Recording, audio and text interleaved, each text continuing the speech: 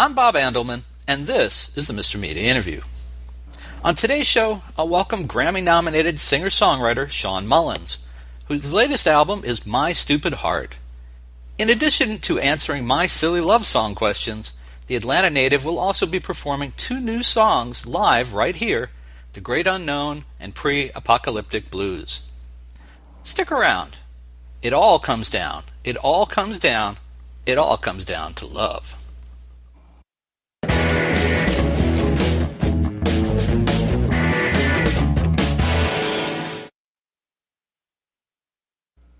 If you're looking for a troubadour whose songs of love and the road might speak to your heart, you've come to the right place today. My guest, Shawn Mullins, has just released a new album full of longing and places, some with a little of both. And if you don't know his work, I wonder if you'll hear the influences that I do, ranging from the mirth and joy of George Harrison and Warren Zevon to the intensity and the message of Bob Dylan, and even a little of Michael Frank's romantic spice. Or I could be way off on that, but that's why I'm going to talk to the man in just a moment.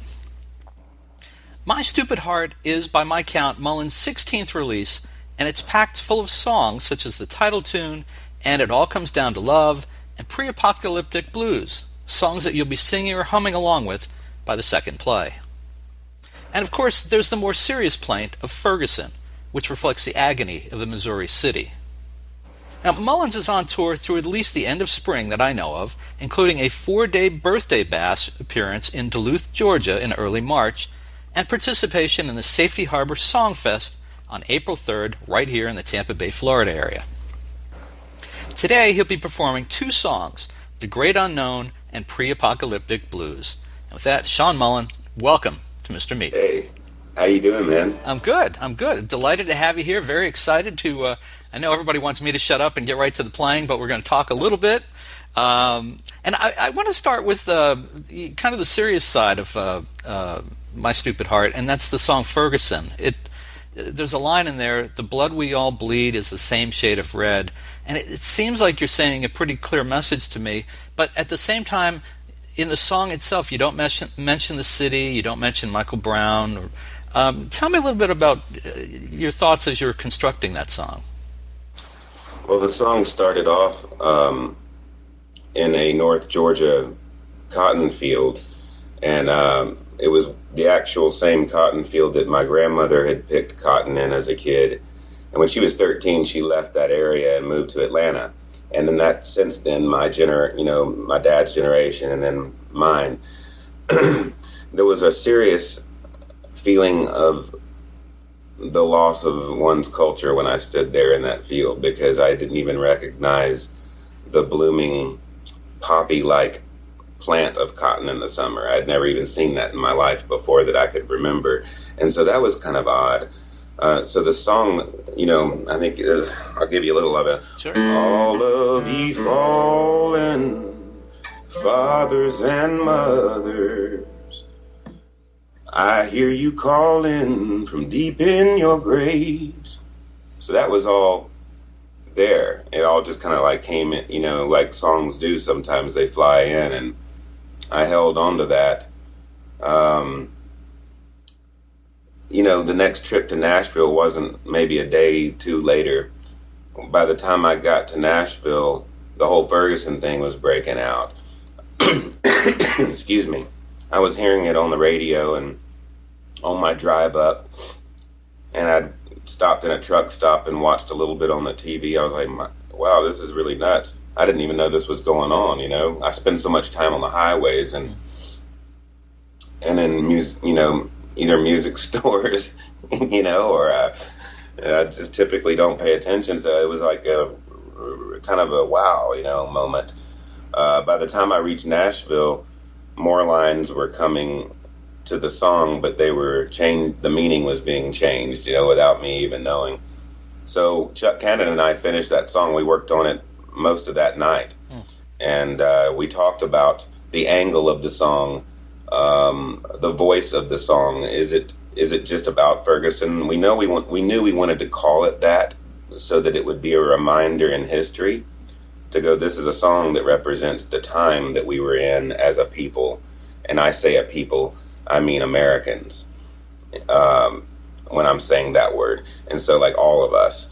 And the whole path of it from the beginning is really what that song is. So it's not really about just Ferguson, but we titled it to almost put a little tag, time tag on it, saying, now here we are right now, and the war still rages on, and the whole thing is rotten, and the blood we all bleed is the same shade of red.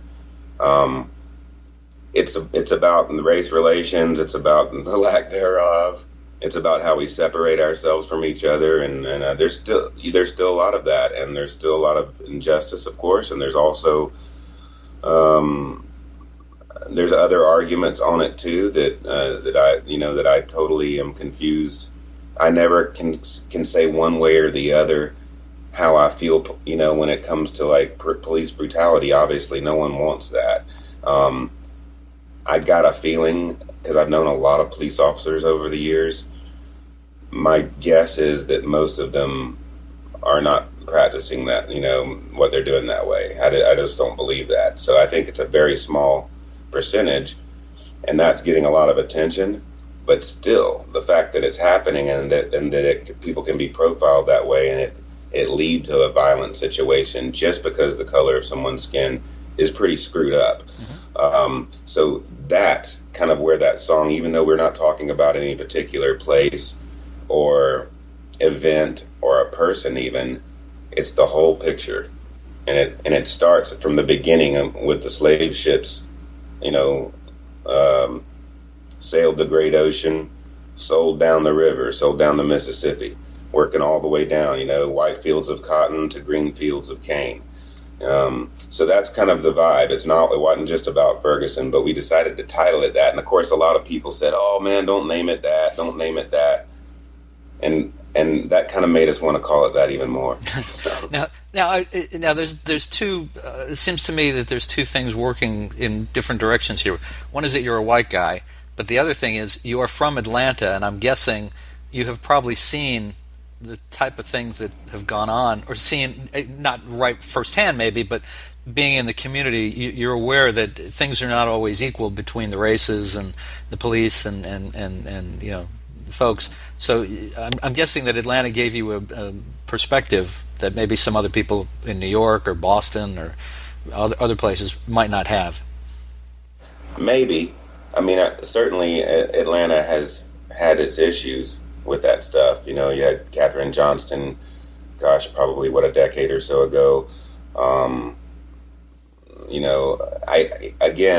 think it's a small percentage in general, but I think it's also still wrong, and we've still got to figure that out. But yeah, I mean, race relations in the South are still, I think it is different still than it is in the rest of the country. There is a little more tension. I even feel it because I'm a white guy. And that's okay. I think that's to be expected to some degree. I mean, I didn't grow up rich by any means. We were right in the middle, I would say, if anything, closer to lower middle class. My dad worked for the railroad and my mom was a school teacher, so they had good jobs with insurance. And I think that in itself is a big difference than a lot of the, kids of color I grew up with. I think it was a different deal. I still remember M-to-M transfer when they were transferring minority to majority schools so that they could give them a better opportunity and be taught by better teachers, and also mix in with white kids. That was literally what they were doing still. And this is in the late 70s and early 80s. So yes, and we've come a long way, and we've still got a long way to go. Now, I'm be honest, I don't know your entire catalog, and 25 years is a lot of songs there. Me either. Well, okay. Have you done this type of song before? Has something hit you emotionally like this before that you've gotten that catalog? Well, I think early on I sang.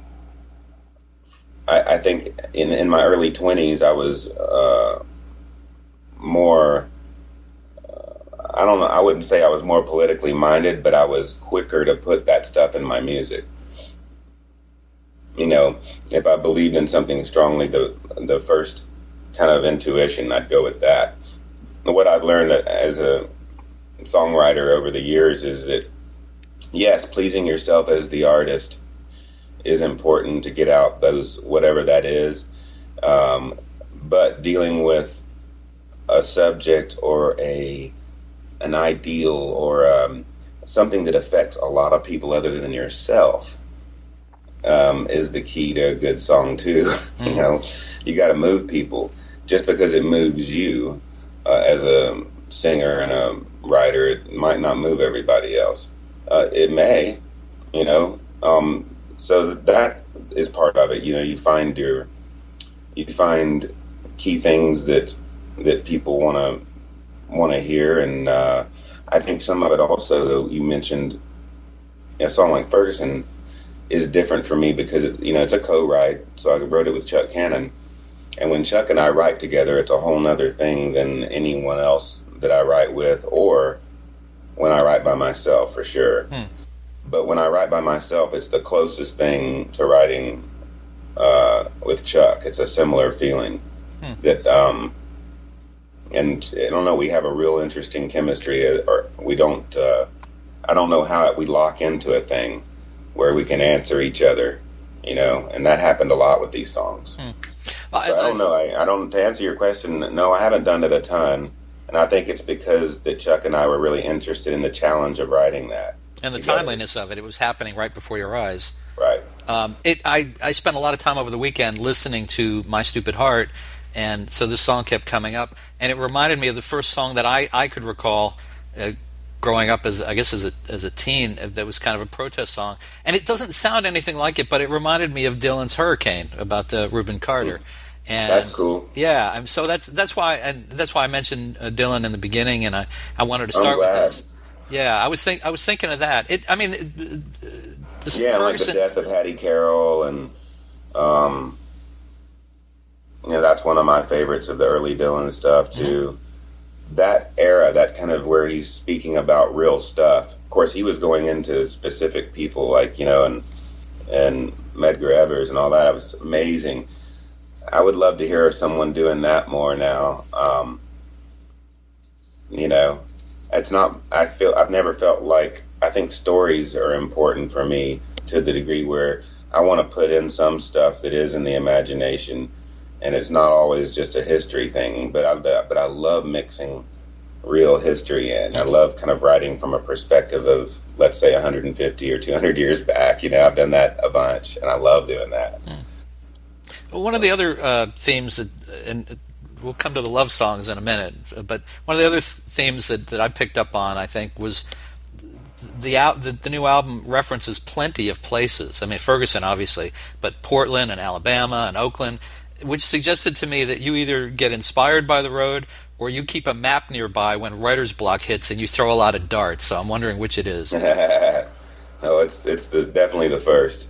It's definitely that when you do this, you get to see a lot of places, and sometimes you get just enough of a taste of a different city than you're used to that you kind of connect with whatever you're there for, just for that time. They're like little, to me, they're like little snapshots, and I take those with me. Sometimes I'll journal about them. Sometimes I just kind of hang on to them, and because I'll remember them, and then that can start a song.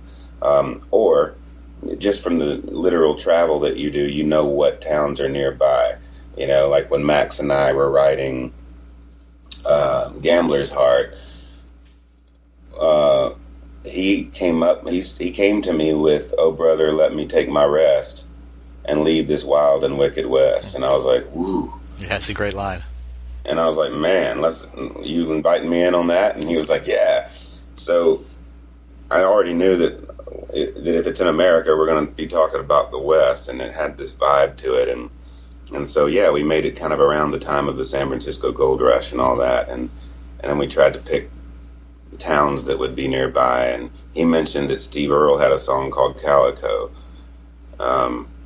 And so we looked that up, and yeah, sure enough, that was one of those old towns. And went, hey, well, let's tip of the hat to Steve Earle without ripping him off. Right. which is part of the thing too. We love kind of honoring those that are the mentors to us, so. I always enjoy the Johnny Cash's "I've Been Everywhere," man. Oh yeah.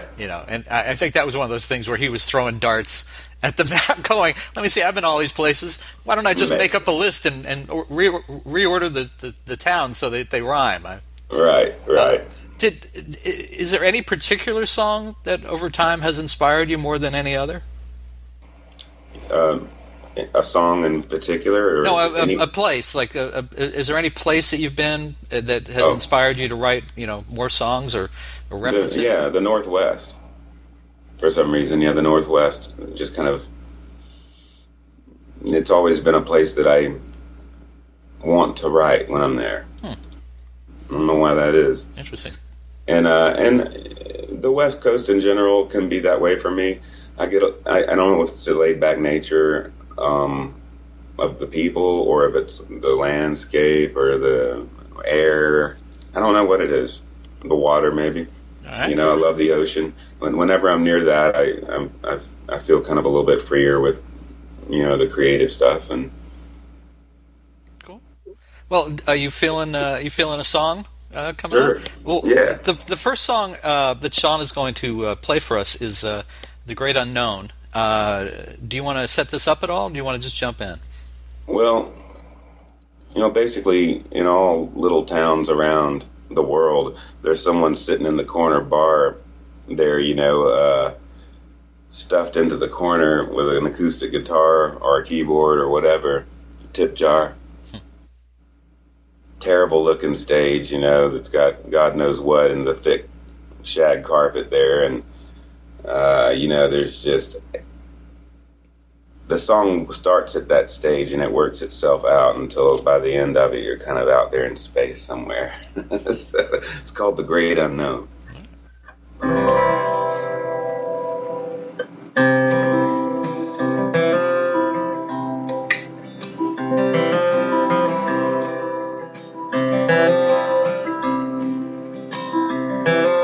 It's Friday night and I'm back again with my old guitar and my trusty grin, and a best you don't come in here sign tattooed on this heart of mine. From a dirty brown shag carpet stage, I sing my song and I pace the cage, stuck up here in the twilight zone, staring out into the great unknown. There's an old Hank Williams figurine hanging by a guitar string from the pull chain of the Pabst Blue Ribbon sign, with a clock that stopped on 9:30. Yeah, the time ain't changed round here in years. Same sad story, same old tears. There ain't nobody wants to be alone out here in the great unknown.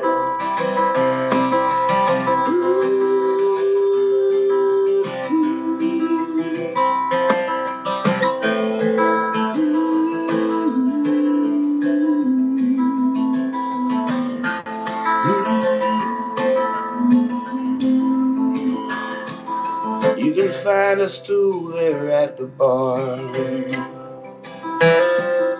designed to take you nowhere far. They got a mirror back behind the whiskey shelves, where we don't dare look back at ourselves. And just past the men's room down the hall, barely hanging there on a plaster wall, a faded sticker on the old payphone that says, "Welcome to the great unknown."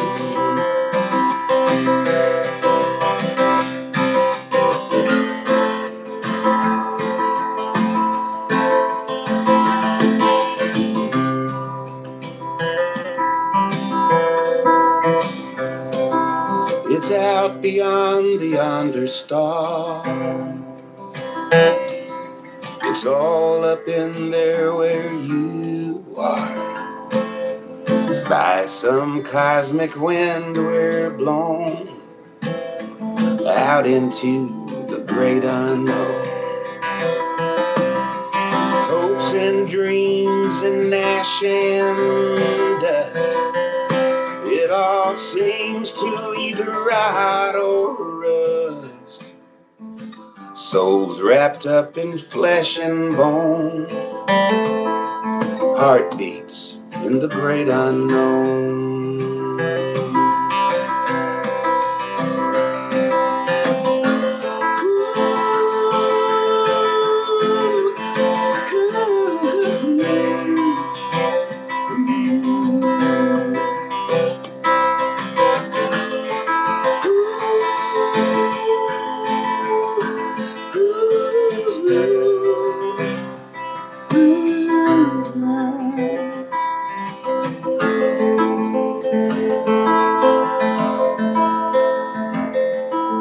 It's Friday night and I'm back again. All right. Very nice. Thank you so much. Thank you. That was terrific. I got to ask you, I'm listening to you sing and I'm looking at this guitar. There must be a story to this guitar. It's seen some days. Well, there's way more stories to this guitar than I know. It's it's a 1949 Gibson Southern Jumbo. Wow. So it's been around a long, long time. You can see Yeah. I didn't do most of this stuff. Oh, okay. But there's like a guy's name carved in it here. It says like W.J. O'Neill. At some point, some guy, wanted to make sure no one stole it, so he carved his name in it with a pocket knife. But yeah, it's a beautiful old guitar. I've only had it maybe 8 or 9 years or something like that, but it's my favorite. How did it come to be in your hands? I found this in Dahlonega, Georgia, and which is a little mountain community, and they had their own little gold rush in the 1800s, and there's a little music store there called Vintage Music, a guy named John Grimm, and I've known him for a long time. He's an old-time musician. He plays fiddle and guitar and mandolin, whatever, and has had one of those old kind of Amish-style looking beards, and he's had that for 40 years. It's not like he's part of the deal, the beard trend or anything. He's that's just how that guy looks.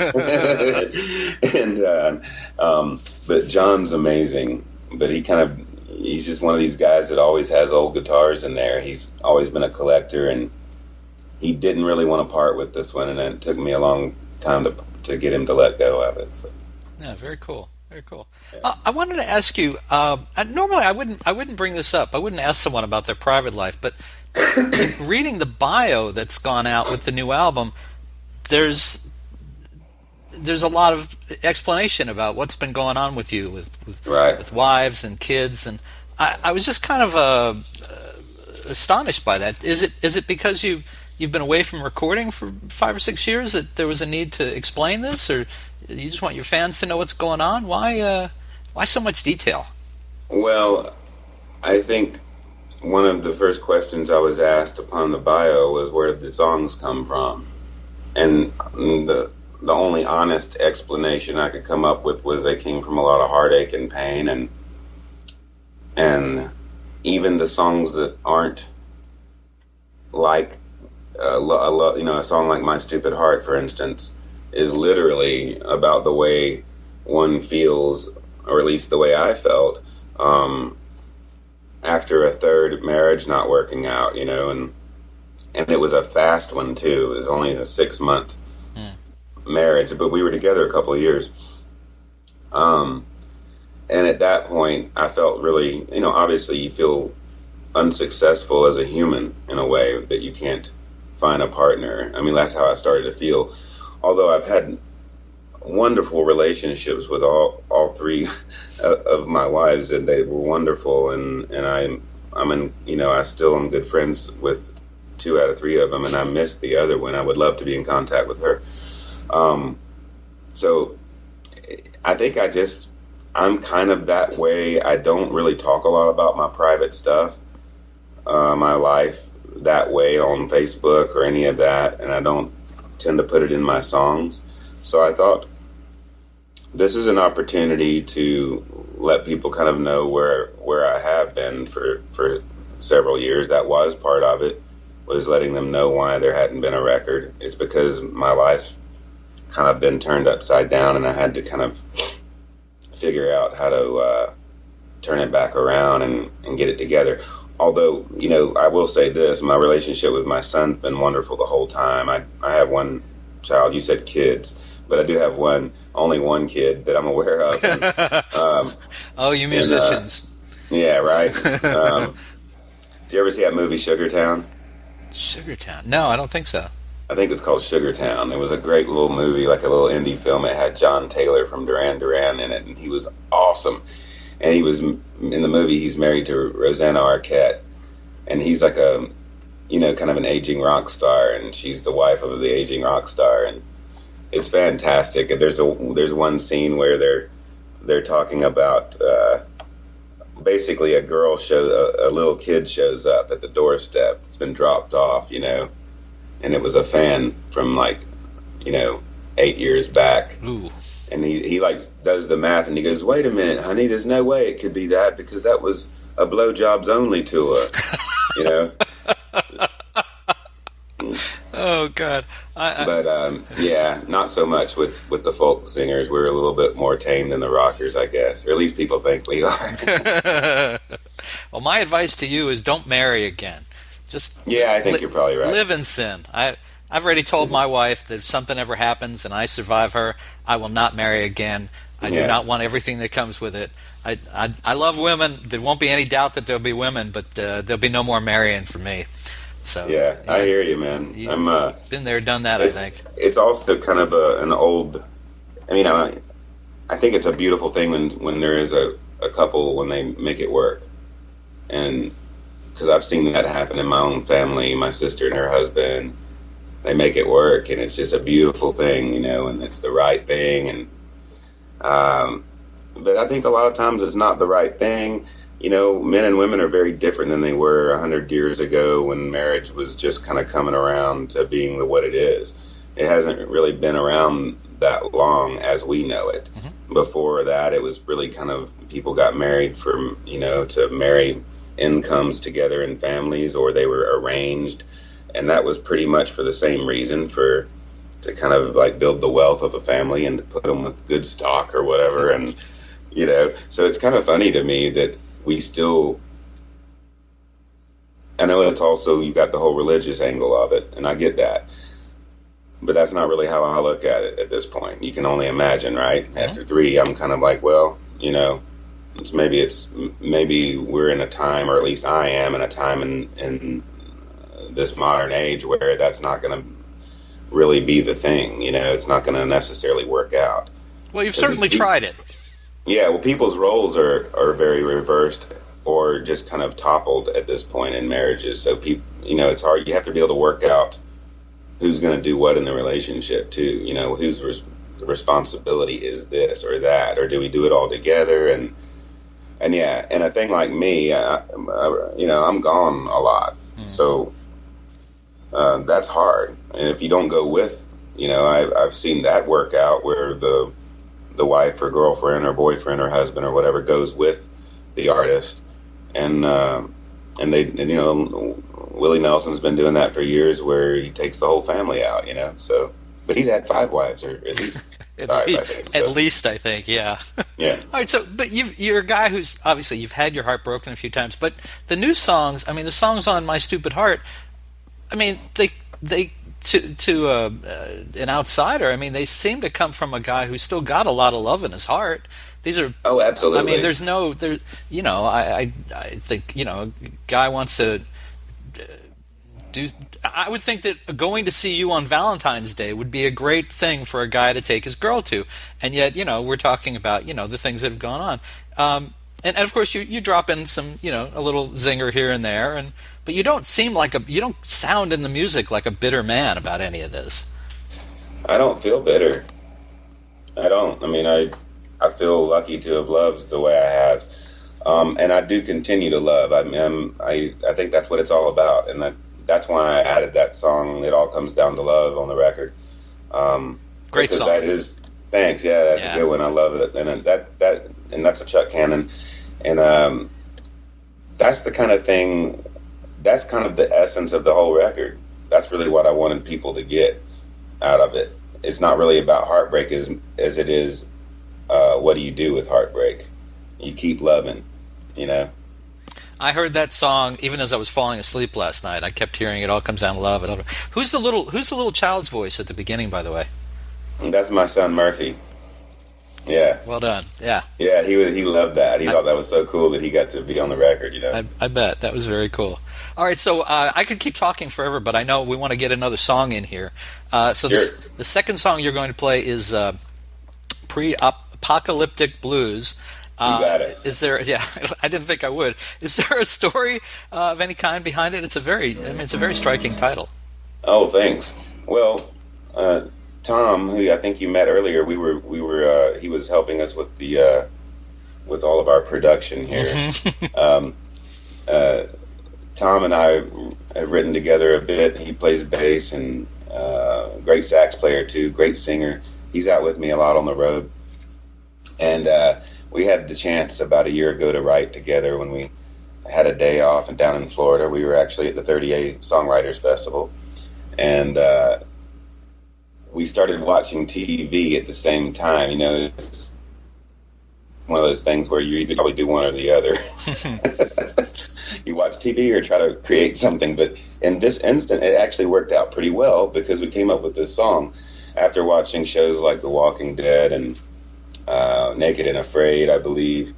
I know Doomsday Preppers was part of what we caught while we were flipping around the channels, but there was a theme to it. And we decided that we were in fact living in the pre-apocalyptic period. This is, right before the end. And it just kind of rolled from there. We wrote the song, in the afternoon for the most part, and we just laughed the whole time. We had a ball writing it. So. It's a hysterical song. So, folks, This is Pre-Apocalyptic Blues from My Stupid Heart by Shawn Mullins. You can read it in the paper, watch it on the news. Everybody's got the pre-apocalyptic blues. You better be ready when the shit goes down. You better head on down to Costco, get you a buggy full of rice and beans, a year's supply of 2-ply for your composting latrine, so you'll be ready when the shit goes down. Yeah, don't hesitate, don't procrastinate, or you'll all be running scared. There ain't no second chances for the bravery impaired, 'cause there's a couple of commies hiding underneath your bed, and the zombies gonna eat up all the brains in your head. I got a Rambo knife with a compass and a ballistic bug-out bag. I got a AK-47, about 100 extra mags. I'm gonna be ready when the shit go down.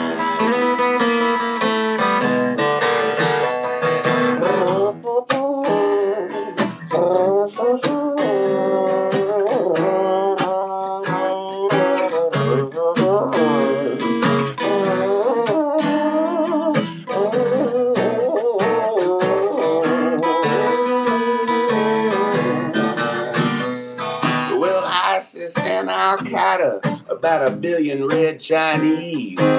You say you ain't worried, I say honky please, you better be ready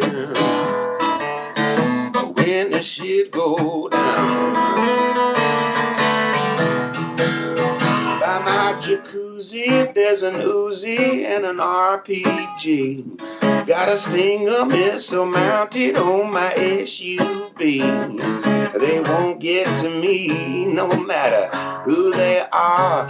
I got landmines buried all over my yard. 'Cause I read it in the paper, I watched it on the news, and now I got the cryptic pre-apocalyptic blues. I'm gonna be ready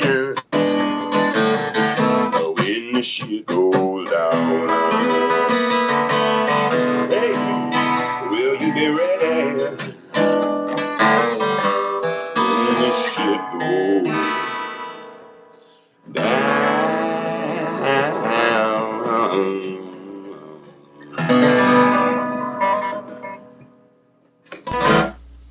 I love it. It's such a fun song. I don't know how you remember the words with the RPGs and the SUVs and the... Oh, my God.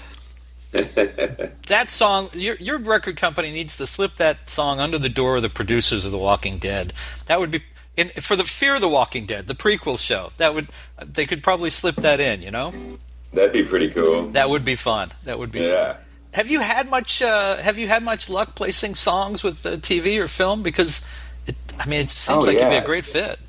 I think compared to most songwriters, I've had a ton of luck with that. You know, I mean, of course, during the Sony Columbia years, there was massive amounts of that stuff. You know, they make sure that stuff happens. Oh, good. You know, when you're on Columbia or Sony, it's like when the Dawson's Creek show was, you know, played several songs off of the Soul's Core record. So at that time, that was one of the biggest shows around. And,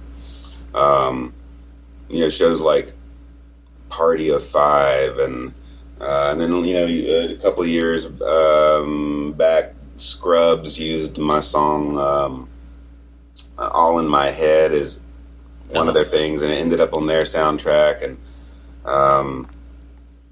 you know, I've done a few film things. Most of it's been TV licensing, which has been fun. You know, the biggest, was it Biggest Loser or Extreme Weight Loss? Extreme Weight Loss used the song Sunshine off of the record. Really inspiring scene. So absolutely, yeah, we do that. I mean, sometimes that comes from someone literally just being, at this point in my career, it seems to happen more if there's someone that likes one of my songs that's connected to the show instead of someone's pushing for it. I know that people are working for doing that. There's a couple of people that work at Round or Sugar Hill that's what they do, and that's their job. But the ones that typically actually make it onto TV shows, it's because, you know, the music supervisor loves that artist. I mean, that's almost how it works always, or someone on the show. Like Steve Carell must be, there's some kind of connection between me and Steve Carell, although we've never met. But I keep coming up in either TV shows like The Office, where he's singing my song Lullabye, which is hilarious. Right. Or a movie that he's in where I'm part of the soundtrack. So it's either him or someone that works with him, maybe his assistant. I don't know, but I'd like to find out and thank them, because it's really helped, you know, having those licenses. Well, Steve, check this out. There you go. Are you watching Steve Carell? I hope so. So I don't want to completely run out of time, but I want to ask you about this tour you're on. Yeah. I saw dates through at least April and May. What are some of the highlights for you? What are you looking forward to? Oh, man, I love being out here on the West Coast where we are now. We just played a cool little place in Redondo Beach last night called the St. Rock Club. It was a pretty cool little spot. It was an old bank from the early 1900s. It had this real woody vibe, very warm sounding room. Tuesday on the 23rd, we're doing Hotel Cafe in Los Angeles. I love the Rio Theater in Santa Cruz. We'll be back there on the 24th. Freight and Salvage, very famous Berkeley, California area coffee house. Great listening space for singer-songwriters and Americana type music. Playing Freight and Salvage on the 25th. Eugene, Oregon after that. I love when I get up to Oregon, you know, that's when it starts to, I love Northern California as well. Somehow there's always been a thing with me in Oregon. Like the crowds get me and I get them, like more than anyone else. I don't know what that is, I guess. And even the audience members, we dress alike and everything. And they're not even trying to dress like me. We just dress the same. We wear flannel shirts and jeans that we bought at Target or whatever. We don't give a damn. But I'm enjoying the tour a lot. And then we'll be at the Tower Theater in Bend, Oregon on the 28th. Back home to do those birthday shows, which I always wonder if I should do 4 nights. I love doing it, but hopefully I can hold out 4 nights in a row and doing. I do that on the road sometimes too, and it's hard, doing 4 shows in a row. If you really, I kind of look at it the same way James Brown did, although I don't dance like that, but I'm working real hard up there. I'm working hard up there on stage. You know what I mean? Yeah. I'm hurting when I'm at the end of the thing. I'm laying down in fetal position. Oh man. That might be because I'm 48 now, or almost. Well, I would think too. 4 shows, the hometown kind of situation. Probably a lot of work because of a lot of people and family and friends, and everybody wants to talk, and you have to preserve your voice. And I would think that'd be. But I love doing it. And Eddie Owen, gosh, he's been there since the beginning of my career. And he was the manager of Trackside Tavern, where Indigo Girls came out of there. Michelle Malone, Kristen Hall, who ended up starting Sugarland later with Christian and Jennifer Nettles, and there was just a really great scene that came out of all that, and it started for me in the late 80s, and so Eddie now has this great place, the Red Clay Theater. Eddie Owen presents, and we end up doing these birthday bashes, where it's four nights in a row, and every night will be a little different too. One night will be solo, one night will be actually we're doing 2 nights with Antje Dupakok, which will be great to have her. I don't know if you know her. She's a wonderful folk singer. It's great. And then you mentioned that show, the Safety Harbor Festival. I'm pretty psyched about too. Well, and that brings us to the kind of the last thing I want to ask you about is we have a mutual acquaintance who obviously knows you a lot better than me, but Lari White. Lari White, who I first interviewed in about 1983 when she was, I believe, a kid just out of high school, had won maybe a contest. That's great. And then caught up again in 94, and I said, so what's new? But she produced My Stupid Heart, and of course you've already mentioned her husband, Chuck Cannon, who is a writing partner of yours. How did you guys, how do you connect with Chuck and then with Lari? Well, Lari and I met through Chuck, and Chuck and I met probably, right around the time I had the song Lullabye and all that going. He opened a show for me in Nashville, and so we all met then. But it took a few years for things to settle down for me to where I was even open to co-writing it. I think it was after the Thorns project that I did that I, started getting back out again solo, and that's when I hooked up with Chuck again. We started writing together. I think we met in Asheville, North Carolina, when we really kind of got together, and we were like, we ought to write something, and we've been doing that ever since. That's probably been 8 or 10 years now, something like that. And so, of course, through Chuck, I met his wife Lari, and of course, Chuck gave me a little bit of background before. He goes, man, did you ever see that movie Castaway? Right. And I was like, yeah, I saw Castaway. I goes, well, that's my wife at the end of the movie, and I can't remember if he gives her the box or she gives him a box. I think he gives her a box. Yeah.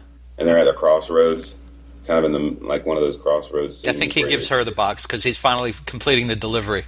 Yeah, there you go. Yeah. He had that box all the time. And that's Lari White. And so she's this amazing woman. She's just amazing. She's so talented. It just kind of on a lot of different levels too, and it's scary sometimes. But she's a wonderful producer, my favorite I've ever worked with, honestly. And I've worked with some great producers that you know their names, and they're all good. But I found her to get me as a singer and a songwriter and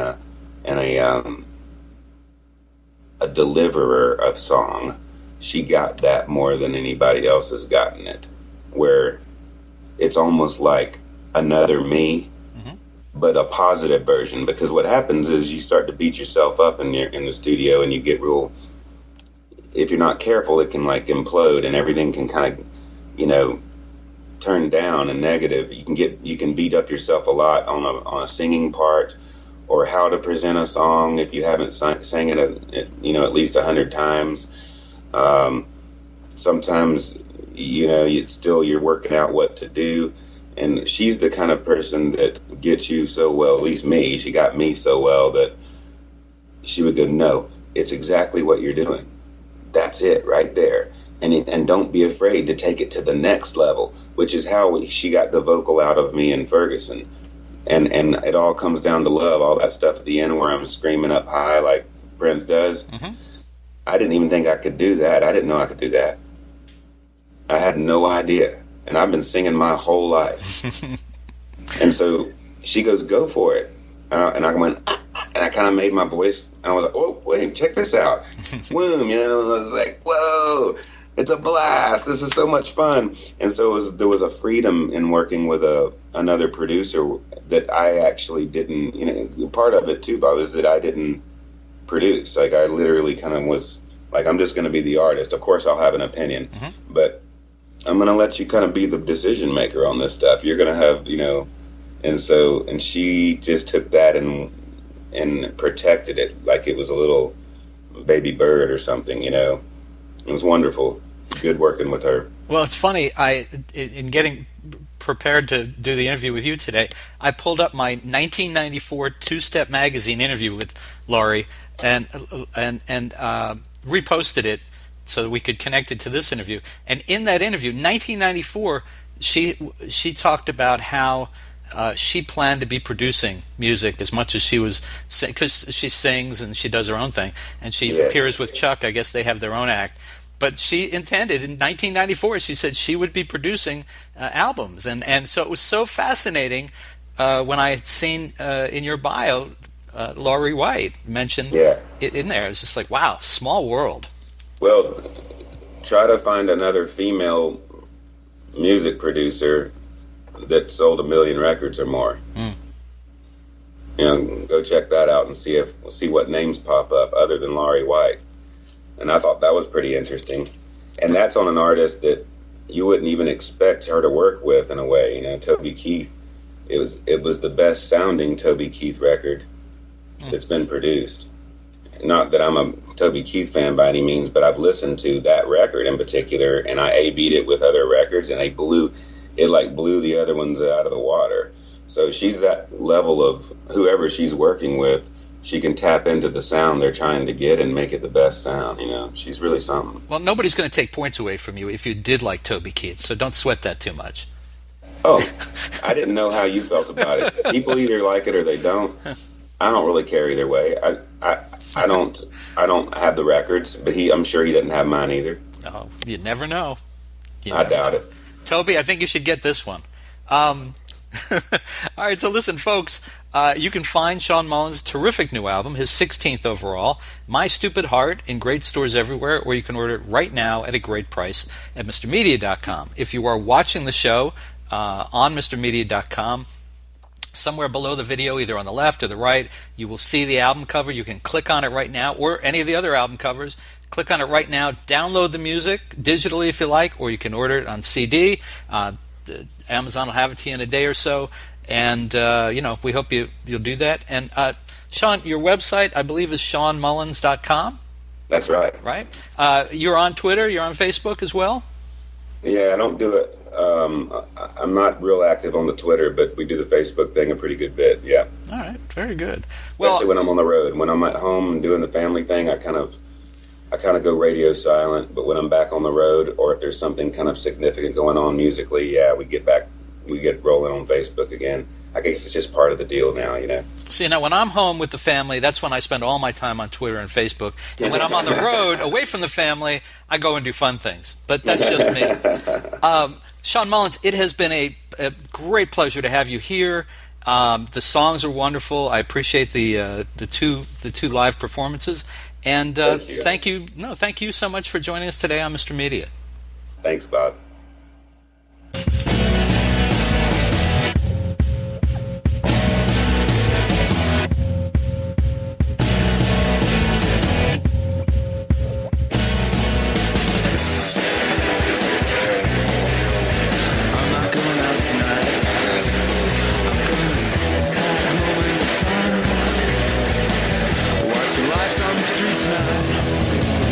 Turn out the stereo receiver.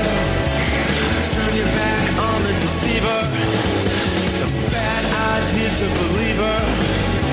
A bad idea to believe her. Turn up the stereo receiver.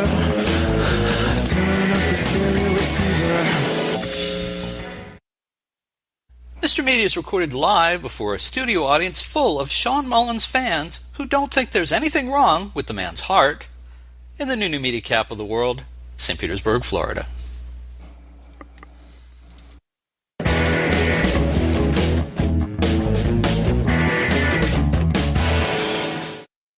Hey, did you ever hear, Ramblin' Jack Elliott?